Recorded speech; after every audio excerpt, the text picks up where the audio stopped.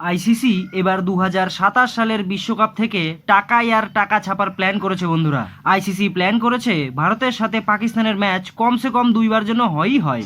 আর বিশ্বকাপে পাকিস্তান যদি গুগোবর ম্যাচ না খেলে প্রত্যেকবারের মতো, তাহলে তাদের সাথে তৃতীয়বারও খেলা হতে পারে ভারতের। আইসিসি কিভাবে এবার খেলাতে চলেছে আপনারা খাতা কলম নিয়ে বসুন, যেন ভুলে না যান। আমি বলছি শুনুন। এর আগে বিশ্বকাপ 10টি টিম নিয়ে খেলা হতো, আর প্রত্যেকটি দল প্রত্যেকের সাথে খেলতো, মানে এই রাউন্ডকে রাউন্ড রবিন বলা হতো। তারপরে টপ 4টি টিম সেমিফাইনালে কোয়ালিফাই করত, তারপরে ফাইনাল, তারপরে খেলা শেষ। কিন্তু এবার আইসিসি নতুন প্ল্যানে খেলাতে চলেছে। আইসিসি এবার 14টি টিমকে খেলাবে বিশ্বকাপের জন্য। 11টি টিম আগেই কোয়ালিফাই করে থাকবে সরাসরি, কিন্তু বাকি 3টি টিম রাউন্ড 1 খেলবে নিজেদের মধ্যেই। তারপর যে টিম টপ করবে সে রাউন্ড 2 এর জন্য কোয়ালিফাই করে যাবে 12 নম্বর টিম হিসেবে। তার মানে আসল বিশ্বকাপ 12টি টিম নিয়েই খেলা শুরু হবে। আর এই 12টি টিমকে আইসিসি 2টি গ্রুপে ভাগ করতে চলেছে 6টি করে।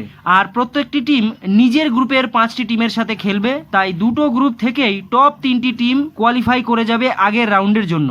মানে মোট 6টি টিম 3টি করে। তাই এই গ্রুপের নাম দেওয়া হয়েছে সুপার 7। আচ্ছা, 1 মিনিট।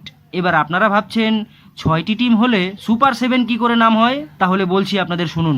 আসলে আর একটি টিমকে এই 6টি টিমের সাথে কোয়ালিফাই করানো হবে। যে 6টি ডিসকোয়ালিফাই হওয়া টিমের মধ্যে সব থেকে ওপরের টপে থাকবে সেই টিমকে।